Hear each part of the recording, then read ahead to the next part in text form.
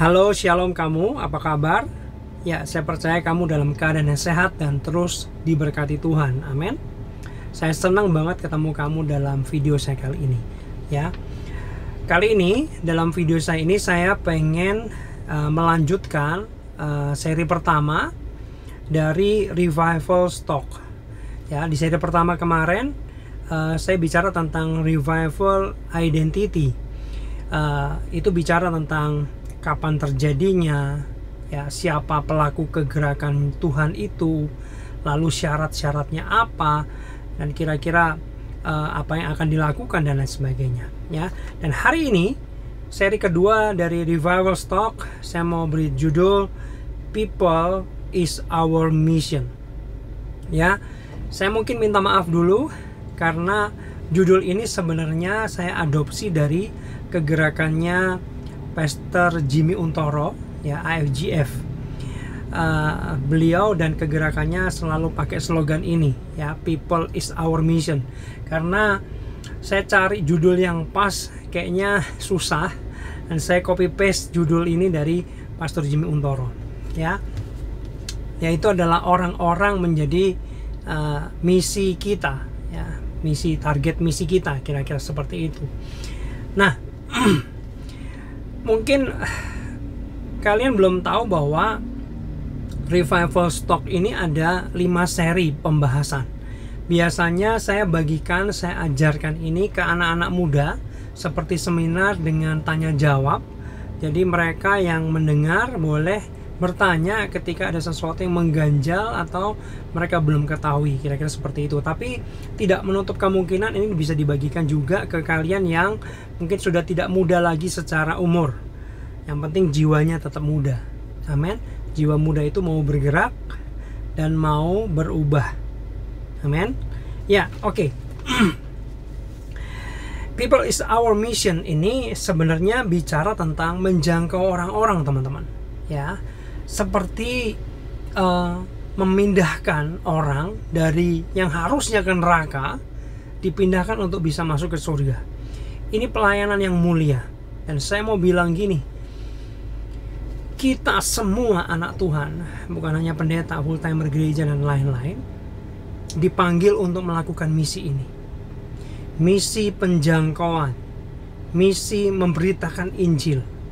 Ya, mungkin di benak kalian bicara memberitakan Injil sulit, susah, takut ada gesekan. Nah, saya berani jamin setelah kalian ngikuti seri ini, kalian akan mendapat pencerahan. Dan saya berani bilang, ternyata penginjilan itu tidak sesulit yang kita kira, bahkan mudah.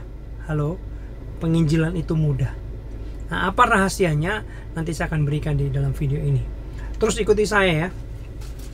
Nah, tolong teman-teman sabar karena pembahasan ini mungkin akan panjang karena kronologisnya harus disampaikan dengan detail supaya pendengar kamu bisa menangkap secara utuh, komprehensif, kira-kira seperti itu.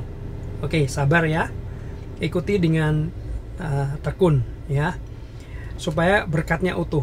Amin. Saya pikir ini akan menjadi berkat yang luar biasa, ya, saya percaya banget. Nah, People is Our Mission atau menjangkau orang-orang ini adalah perintah agungnya Tuhan, ya, perintah sakralnya Tuhan. Kenapa saya bilang perintah agung dan perintah sakral? Karena gini, perintah memberitakan Injil ini disampaikan Yesus sebelum Yesus detik-detik naik ke surga. Ya, sebelum dia berangkat ke surga, ya, dia memberi pesan terakhir. Ya, bayangkan seorang kakek udah tua, sebelum dia mati dia memberikan pesan terakhir. Saya percaya ini akan menjadi sakral, betul? Nah, demikian juga Yesus. Sebelum Yesus detik-detik naik ke surga, Yesus memberikan perintah ini. Dan perintah ini ada di Matius 28 ayat 19. Saya percaya kalian sudah hafal lah, ya. Saya akan bacakan Matius 28 ayat 19. Karena itu pergilah Jadikanlah semua bangsa muridku dan baptislah mereka dalam nama Bapa, Anak, dan Roh Kudus. Kita disuruh pergi untuk memberitakan Injil, teman-teman. Ya, pergi itu tidak selalu bicara tentang pergi ke pedalaman, ke pelosok, ya kan? Meninggalkan orang-orang keluarga di rumah, terus masuk ke pedalaman, atau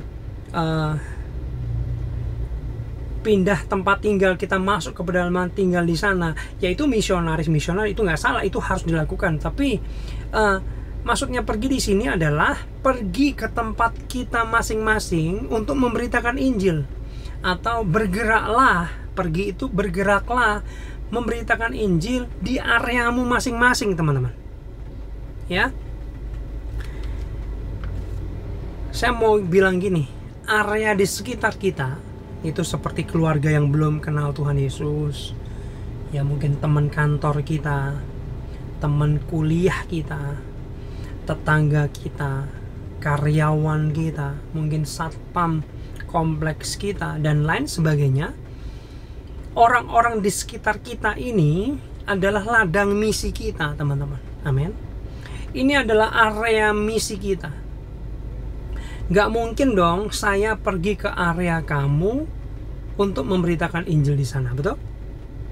Gak mungkin saya datang ke teman kuliah kamu atau ke pembantu kamu untuk saya beritakan Injil. No. Saya punya area sendiri, area ladang misi sendiri. Kamu punya area ladang misi sendiri. Dan tidak pernah kebetulan, saya percaya sekali, Tuhan menempatkan kamu ada di area itu hari ini. Itu tanggung jawab kamu, itu ladang misi kamu untuk memberitakan Injil. Sekali lagi teman-teman, nanti akan ada materi di sini bagaimana ternyata memberitakan Injil itu mudah. Jangan antipati dulu, ya, ikuti kronologisnya, sabar ya, amin. Nah, saya akan lanjut, ya. Jadi orang-orang di sekitar kita yang belum percaya Tuhan adalah ladang misi kamu, ya, ladang misi kamu. Nah, selanjutnya saya mau kasih tahu identitas kamu dulu, teman-teman. Siapa sih kamu di dalam Tuhan? Kamu adalah terang, teman-teman. Ya, itu bisa dibuka di Matius 5 ayat 14. Saya harus cepat. Matius 5 ayat 14 berkata, "Kamu adalah terang dunia. Kota yang terletak di atas gunung tidak mungkin tersembunyi." Guys, firman Tuhan berkata, memberikan identitas bahwa kamu adalah terang. Nah, pertanyaan saya gini. Terang itu dapat berfungsi dengan baik ketika dia ngapain? Kasih saya jawaban. Terang itu dapat berfungsi ketika apa? Ketika dia pergi ke tempat yang gelap. Amin. Terang dapat berfungsi, berguna, ya, bermanfaat ketika terang itu pergi menjangkau kegelapan. Amin. Nah, kegelapan yang saya maksud di sini apa? Kegelapan adalah menjangkau tadi orang-orang di sekitar kamu yang belum percaya tentang Tuhan, yang belum mengenal tentang keselamatan. Itu adalah area kegelapan yang harus kita jangkau. Amin. Ya. Nah, ini seperti Yesus, teman-teman. Saya cukup impress ketika saya baca Yesus suatu kali dia nongkrong, dia makan, dia bergaul, dia datengin, dia menjangkau orang-orang berdosa. Ingat gak di Matius 9 ayat 10, suatu kali Yesus itu pergi ke tempat orang-orang berdosa, nongkrong di sana, menjangkau mereka, teman-teman. Ya, Matius 9 ayat 10. Kemudian ketika Yesus makan di rumah Matius, ini Matius ini pemungut cukai, ya, datanglah banyak pemungut cukai yang lain, kira-kira gitu, dan orang berdosa dan makan bersama-sama dengan dia, Yesus, dan murid-muridnya. Oh my God. Yesus itu pernah bilang, akulah terang dunia. Sama identitasnya dengan kita. Kita juga terang dunia. Yesus melakukan ini, teman-teman. Dia datang ke tempat orang-orang berdosa, orang-orang mabuk, orang-orang penjudi, orang-orang hidupnya dalam dosa yang luar biasa. Yesus nongkrong di sana, makan bersama dengan mereka. Budaya Yahudi, orang makan bersama itu bukan sekedar makan, teman-teman, tapi membuka hidupnya untuk orang itu boleh masuk dalam kehidupannya. Nah, teman-teman coba bayangkan gini, pendeta kita, pendetamu lah ya. Ilustrasikan dia datang ke pelacuran, tempat berdosa. Bagaimana pikiran kita? Wah, nggak bener nih pendeta. No. Tapi itulah yang dilakukan Yesus. Ya, Yesus tidak hanya di sinagog, katakanlah di gedung gereja saja, tapi dia menjangkau keluar kepada orang-orang berdosa. Saya ingin lempar pertanyaan sama kamu. Kalau saat ini Yesus hidup bersama-sama dengan kita, ya, mungkin Yesus punya mobil, pakai celana jeans, ya, pakai kacamata hitam gitu. Kira-kira apa yang Yesus lakukan kalau dia hidup di zaman kita hari ini? Coba kasih saya jawaban. Kira-kira Yesus ngelakuin apa? Mungkin beberapa kalian menjawab saya dan berkata, oh, Yesus akan membuat KKR kesembuhan ilahi terbesar di dunia. Boleh. Yesus akan mengadakan mujizat-mujizat. Yesus akan mengajar seminar-seminar dan lain-lain. Ya, mungkin aja khotbah dengan stadion-stadion besar di seluruh dunia. Ya, mungkin aja. Tapi saya mau bilang gini, saya percaya ketika Yesus hidup seperti kita hari-hari ini, dia akan pergi kemana? Ke pelacuran-pelacuran. Dia akan pergi ke tempat-tempat orang berjudi. Dia pergi ke tempat-tempat maksiat, teman-teman. Ngapain? Bukan ikut-ikutan, tapi dia menjangkau mereka yang hidup dalam kegelapan, seperti ayat yang barusan kita baca tadi. Yesus pergi ke orang berdosa, makan di sana, nongkrong di sana, ngobrol di sana. Tujuannya apa?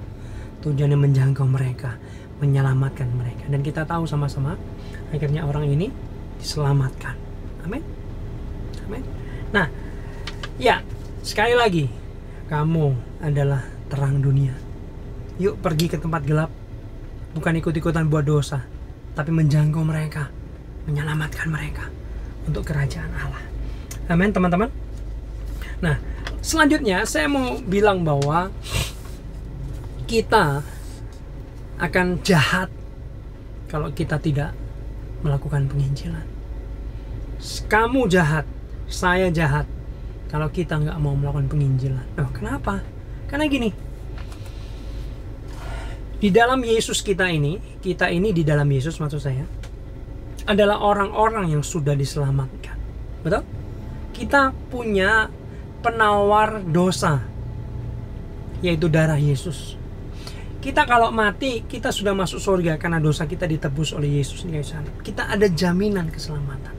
Nah, ini ibarat orang, teman-teman, sebelah kamu, teman kamu, saudara kamu, tetangga kamu, teman kantor kamu, teman kuliah kamu sedang sakit kanker stadium 4, mau mati. Udah mau mati. Sementara kamu di sebelahnya, kamu punya obat kanker itu yang sangat mujarab, yang pasti bisa menyembuhkan orang sakit kanker stadium 4 itu. Tapi kamu cuma pegangin obatnya, kamu cuman pegangin, kamu nggak pernah mau bagi sama temenmu itu.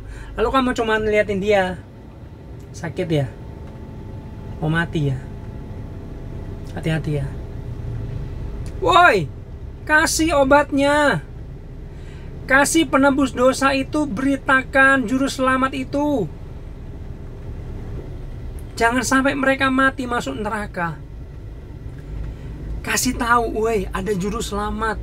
Woi, ada penebus dosa loh. Kamu nggak perlu ke neraka. Ada penawar dosa nih, namanya Yesus. Jangan diam aja sementara teman-teman kamu yang sedang kanker itu perlahan-lahan akan mati dan bergerak ke neraka, teman. Bukankah kita bisa disebut orang yang jahat ketika nggak mau memberitakan Injil? Berlebihan nggak sih kalau saya bilang kita ini jahat kalau kita nggak mau beritakan Injil? Kita cuman diem aja. Orang-orang itu ada di sekitar kita padahal.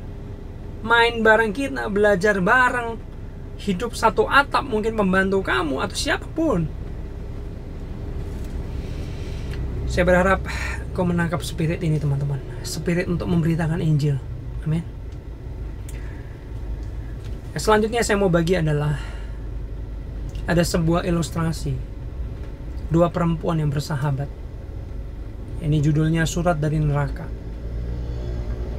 Yang satu anak Tuhan, yang satu bukan anak Tuhan. Nah, mereka bersahabat, ya, mereka makan bareng, bercanda bareng, kerja bareng, belajar bareng, mereka selalu bersama-sama, mereka sahabatan. Ya. Tapi anak Tuhan ini tidak pernah satu kali pun menceritakan juru selamat kepada orang yang belum percaya itu. Singkat cerita, tiba-tiba anak perempuan yang belum percaya ini kecelakaan dan meninggal dunia. Tiba-tiba dalam mimpi, ini ilustrasi ya teman-teman, sahabat yang belum percaya itu tulis surat, makanya judulnya Surat dari Neraka, kepada sahabatnya yang anak Tuhan itu. Lalu di dalam mimpi itu dia menerima surat yang ada apinya. Lalu dia baca, sahabatku, hari ini aku ada di neraka. Aku disiksa dengan api yang sangat panas. Aku menderita, sangat menderita di sini. Tapi aku pikir aku masuk ke sini karena kamu, katanya. Karena kamu tidak pernah memberitakan adanya juru selamat. Aku menyesal punya sahabat seperti kamu. Kamu tidak pernah menceritakan juru selamat itu ternyata ada kepadaku. Ketika perempuan anak Tuhan ini membaca surat dari neraka itu, dia nangis ketika dia bangun. Oh, hanya mimpi. Dia bergegas pergi ke rumah anak perempuan yang belum percaya Tuhan Yesus. Tapi yang membuka pintu adalah kakaknya. Dan kakaknya bilang, semalam adikku perempuan itu mati, meninggal dalam kecelakaan mobil yang tragis.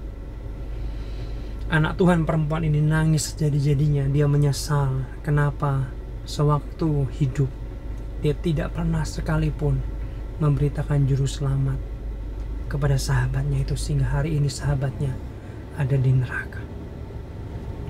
Ambil hikmah yang luar biasa dari ilustrasi ini, teman-teman. Saudara nanti di kekekalan nanti akan bertemu dengan dua tipe orang. Yang pertama, kamu ketika ada di surga, kamu akan ketemu dengan orang-orang yang sapa kamu salam hangat, lalu peluk kamu. Dia berkata mungkin, Jim, makasih ya, aku hari ini ada di surga karena kamu memberitakan keselamatan kepadaku. Makasih Jim. Lalu kamu dipeluk.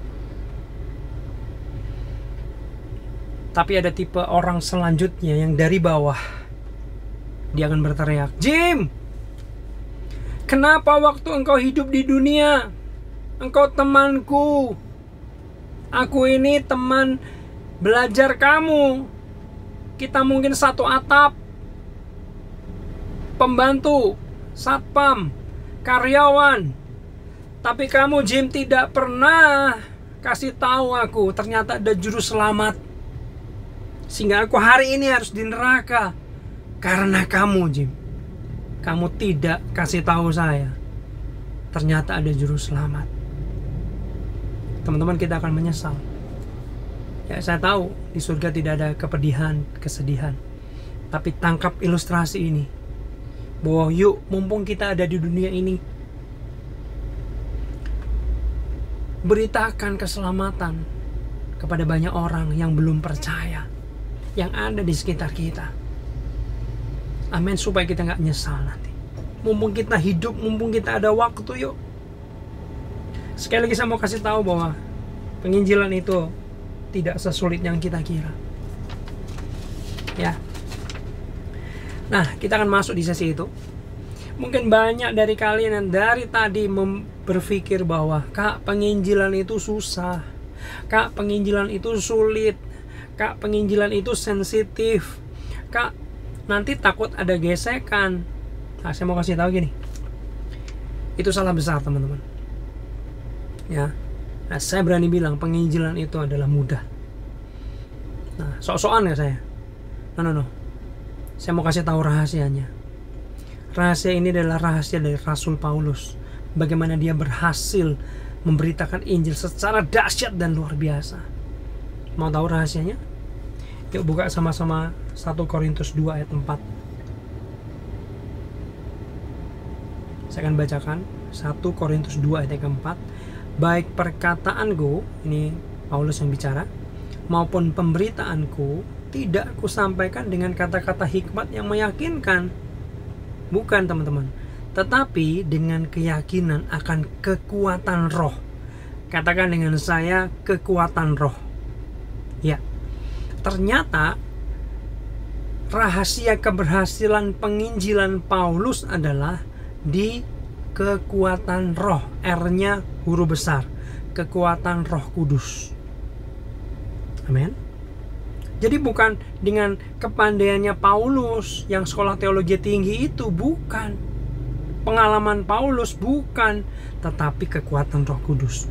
Nah, tahukah kamu bahwa kita ini orang-orang percaya ternyata sudah punya kuasa bersaksi, kuasa penginjilan, teman-teman.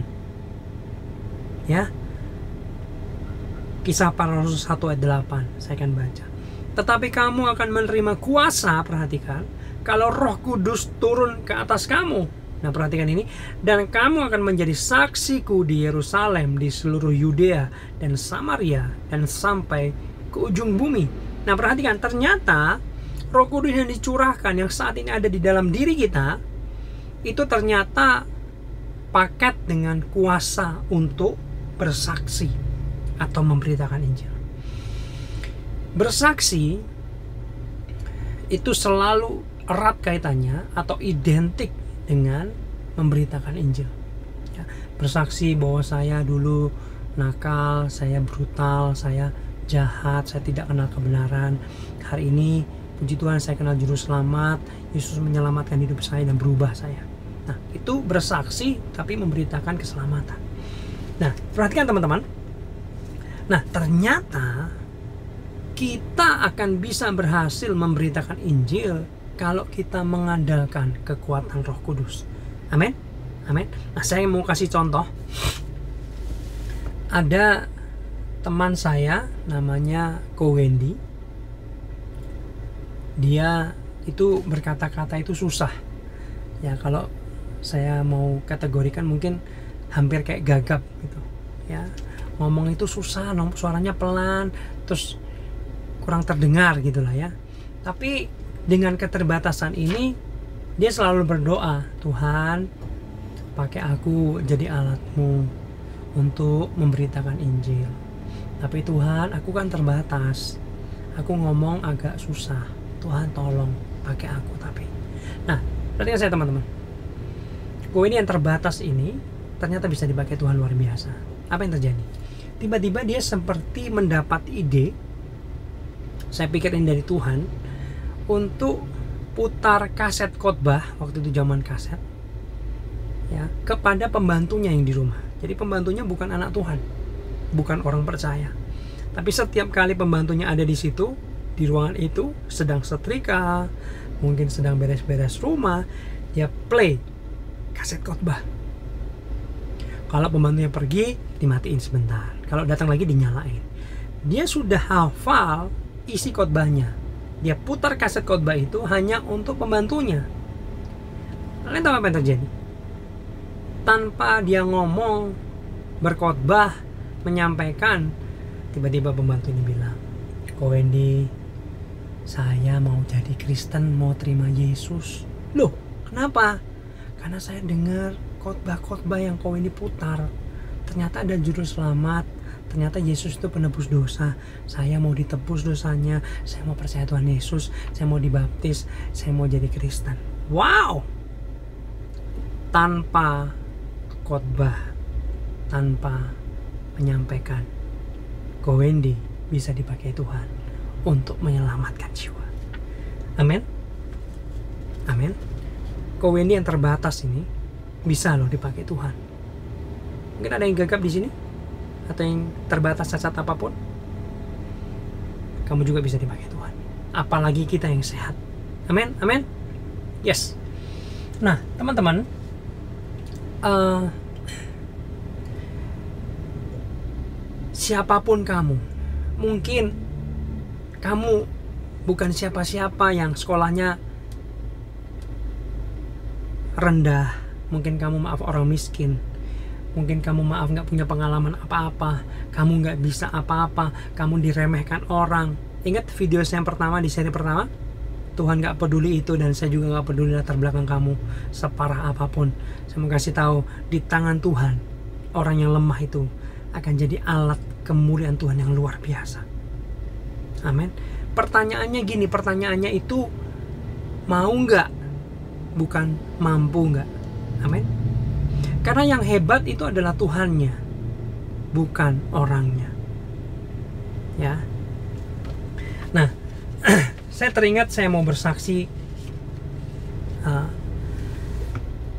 waktu saya masih jadi pelatih basket. Saya pernah ngelatih basket 3 tahun di sebuah SMA Kristen. Ya, saya ngelatih basket di sana. Itu sekolahan alumni saya sendiri, ya, di Immanuel Batu. Ketika saya ngelatih basket, ada satu anak yang belum percaya Tuhan Yesus. Lalu saya berdoa, Tuhan, kau pakai aku kiranya. Aku pengen menjangkau anak itu, tapi aku nggak bisa. Waktu itu pengalaman saya kurang, pengetahuan saya juga kurang. Saya belum pernah berkhotbah, saya belum pernah sekolah kitab. Tapi saya bergantung sama Tuhan, minta Tuhan tolong pakai saya. Apa yang terjadi? Menarik sekali teman-teman. Tiba-tiba saya ngomong sama ini anak namanya Oki. Ya. Oki, kamu pengen jadi pebasket yang hebat? Kamu pengen jago? Pengen. Oke, saya akan ajari kamu. Private dan gratis. Nah, akhirnya kita sering berdua main basket, saya latih dia, tapi saya punya misi. Ngapain? Saya menjangkau dia. Saya anak Tuhan, terang, deketin dia, orang yang hidup masih dalam kegelapan. Kenapa kegelapan? Karena dia belum percaya terang, yaitu Yesus Kristus. Hidupnya masih gelap, kalau mati dia belum diselamatkan. Betul? Saya deketin dia. Saya punya misi khusus, yaitu menjangkau Oki. Nah, saya jadi sahabatnya Oki. Kita jalan-jalan bareng, makan bareng, ketawa bareng, ya kan? Main bareng. Lalu saya ngomong gini sama Oki, Oki, nanti kalau suatu kali nggak ada yang tolongin kamu, mungkin pas kamu lagi ada masalah, aku siap bantu kamu sebisa mungkin 24 jam buat kamu. Waduh, sok-sokan gitu kira-kira ya. Lalu ya kita jadi sahabat yang baik. Suatu hari, benar teman-teman, dia sekitar jam 1 pagi, subuh, tengah malam gitu kira-kira, dia telepon saya. Dia bilang, kok aku sedang dalam masalah. Dia nangis, dia ketakutan. Kenapa? Waktu itu orang tuanya sedang dalam masalah yang besar. Lalu oke, saya datang, saya hampiri dia, kita ketemuan di jagung bakar pinggir jalan. Saya nggak ngomong apa-apa teman-teman, saya cuman bilang it's okay, semuanya akan baik-baik saja. Saya nggak khotbah, saya nggak ngomong apa-apa, saya cuman temenin dia dalam kesedihannya. Apa yang terjadi? Tiba-tiba mungkin dia merasa seperti saya ini sahabat baiknya, betul? Lalu suatu kali ketika semuanya reda gitu, saya tahu ada ibadah penjangkauan yang diadakan oleh GBI Rock di Malang. Dia sewa tempat makan kayak cafe gitu, diadakan acara Valentine. Saya tahu itu acara penjangkauan untuk jiwa-jiwa anak muda. Nah, saya bilang gini, Ki, 14 Februari itu hari Valentine, kamu harus ikut saya. Oli bilang gini, kok 14 Februari itu hari Valentine, hari pacaran. Gue ini punya pacar kok. Bayangkan kok, kalau hari Valentine saya nggak ngedate sama dia, saya ikut elu, kira-kira apa yang terjadi dengan pacar saya? Dia pasti marah besar, dia curiga saya punya selingkuh dan lain-lain. Saya cuma ngomong gini, karena kita udah akrab ya, Ki, pokoknya kali ini lu harus ikut gua. Dia pusing. Singkat cerita, dia ikut saya. Gila kok, aku tinggalin pacarku loh buat kamu. Lalu akhirnya ketika dia ikut dalam acara itu, dia kaget. Dia liatin saya, ini ibadah. Karena kita akrab, saya cuma ngomong gini, shh, jangan berisik, dengerin. Marah nggak dia? Nggak. Karena kita sahabat yang baik. Dan luar biasa apa teman-teman, ketika pendetanya selesai khotbah, lalu pendetanya tantang altar call, siapa yang mau terima Tuhan maju ke depan. Saya kaget lihat Oki ini lari ke depan. Dia nangis, ternyata dia dijamah Tuhan. Dan di malam itu dia diselamatkan, dia terima Yesus sebagai Tuhan dan Juru Selamat. Waktu itu Oki nangis, pendeta yang bilang, siapa yang bawa teman ini? Nangis, coba peluk. Saya peluk, di sini ada ingus, air liur, air mata, semuanya. Agak jorok sih, tapi saya happy banget. Kenapa? Satu jiwa diselamatkan untuk Tuhan. Saya mau tanya, apa yang saya lakukan? Apakah saya khotbah? No. Apakah saya bacain Alkitab dia dengan pengetahuan saya yang hebat? No. Waktu itu saya belum sekolah Alkitab, saya belum pelayanan, saya belum berkhotbah. Tapi saya dipakai Tuhan untuk menyelamatkan satu jiwa. Saya percaya Tuhan yang sama juga bisa pakai kamu untuk menyelamatkan teman-teman di sekitar kamu. Amin. Oke teman-teman, tahukah kamu bahwa penginjilan yang paling berhasil itu bukan KKR kesembuhan ilahi, bukan ibadah raya. No. Metode penginjilan yang paling berhasil adalah penginjilan pertemanan, persahabatan. Maka itu, yuk kamu bersahabatlah dengan orang-orang yang belum percaya untuk menjangkau mereka. Mereka butuh keselamatan. Jangan bangga kalau teman-teman kamu hanya orang percaya dan orang percaya saja. Banggalah ketika kamu bertemu dengan orang-orang yang suka mabok, bersahabat dengan orang-orang yang suka kepelacuran, suka judi, orang berdosa. Bukan ikut-ikutan, tapi untuk menjangkau mereka. Karena kamu adalah terang harus pergi ke tempat gelap, menjangkau kegelapan, menyelamatkan orang-orang di sana. Amin. Nah, selanjutnya, tahukah kalian bahwa satu jiwa itu berharga di hadapan Tuhan? Satu jiwa itu sangat berharga untuk kerajaan surga. Tahukah kalian bahwa kalau ada satu orang bertobat, terima Tuhan Yesus, diselamatkan, seluruh malaikat surga itu bersorak-sorai, woi puji Tuhan, ada satu jiwa lagi diselamatkan, yes. Mereka berteriak, mereka nari-nari, mereka gempar, mereka heboh kalau ada satu saja orang jiwa diselamatkan. Jadi betapa berharganya jiwa itu di hadapan kerajaan surga, di hadapan Tuhan sendiri.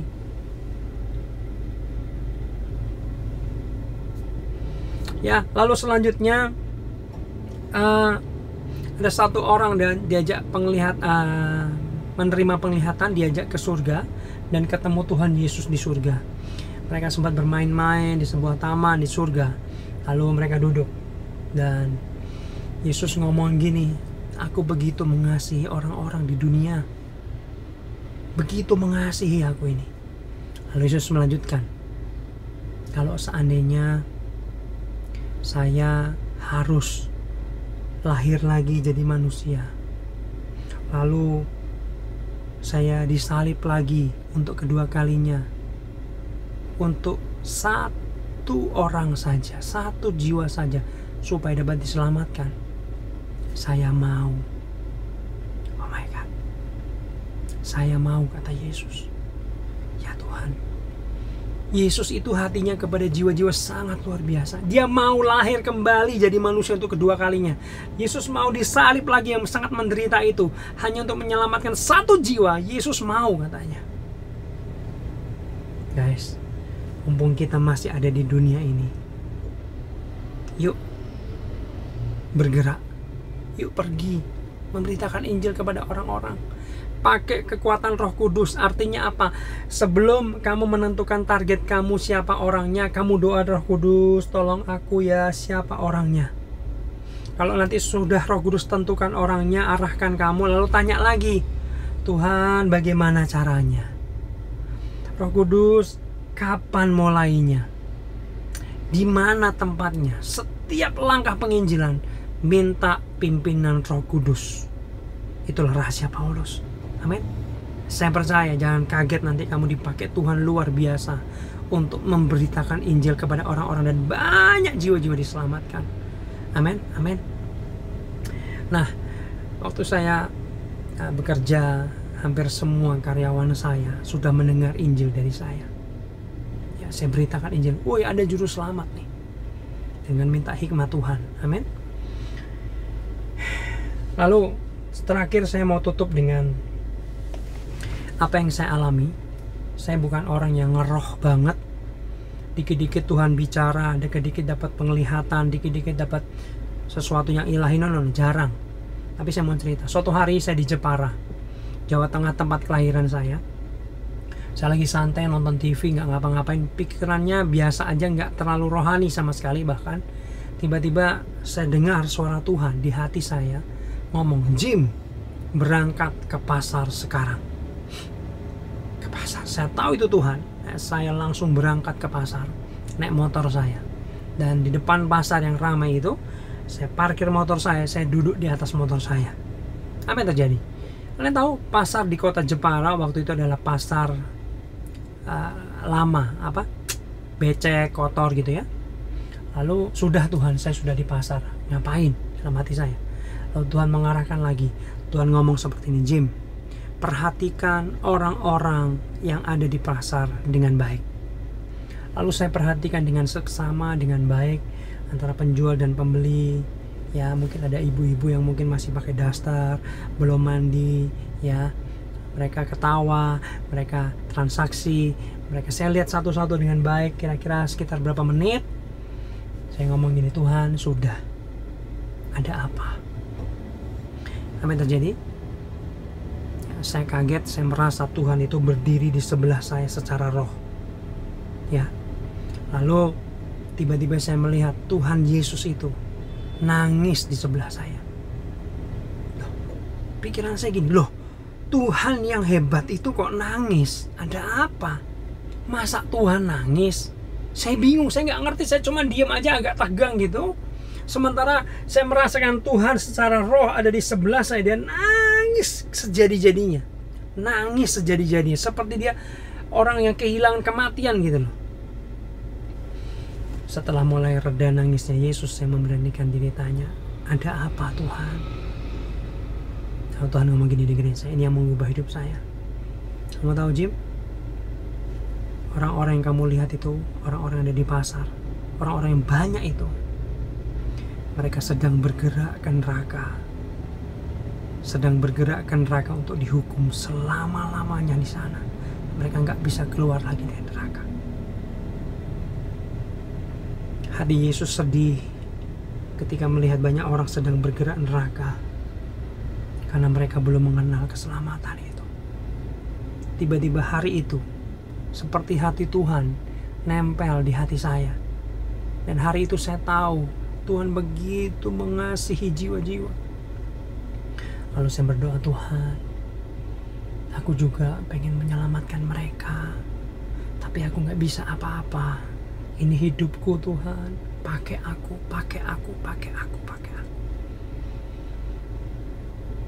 Dan sejak itu saya pengen banget sekolah Alkitab, dan akhirnya saya sekolah Alkitab untuk memperlengkapi saya bisa pelayanan. Ya.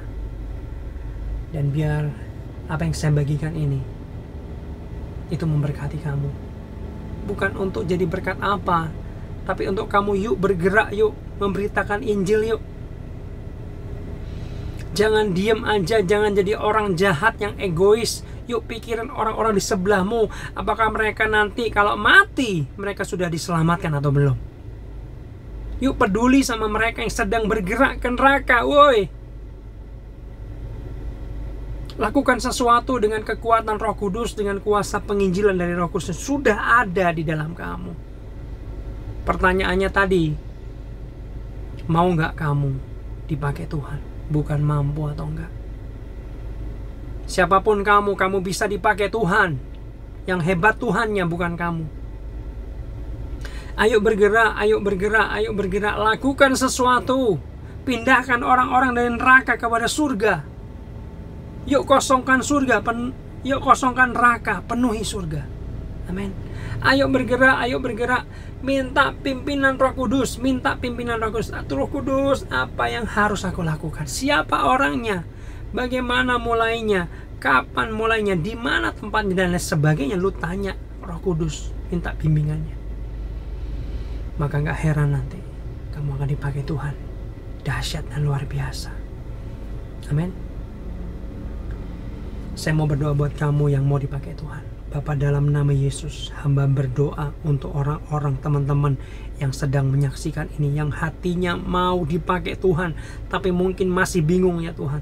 Dalam nama Yesus, pengurapan penginjilan ada buat mereka saat ini, turun buat mereka. Dan mereka akan bergerak ya Tuhan, bergerak untuk melakukan penginjilan dalam pimpinanmu, dalam arahanmu ya Tuhan.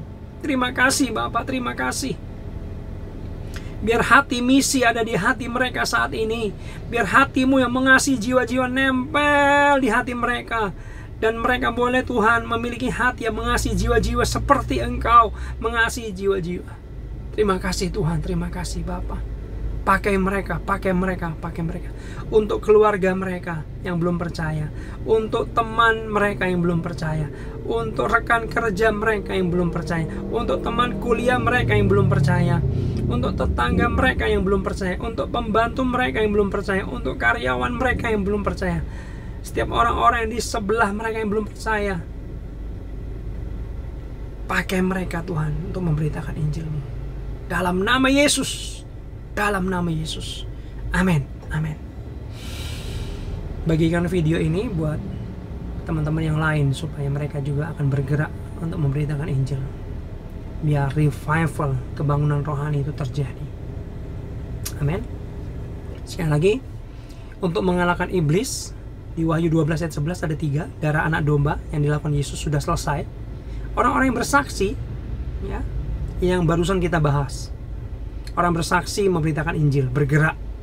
Dan yang 3 yang seri 1, ingat, orang-orang yang cinta Tuhan habis-habisan, menyerahkan, tidak menyayangkan nyawa mereka sampai ke dalam maut. Hari ini kita belajar, yuk bergerak, bersaksi, supaya iblis dan kerajaannya dihancurkan, dirobohkan, dan kita menang atas iblis. Amin. Tuhan berkati.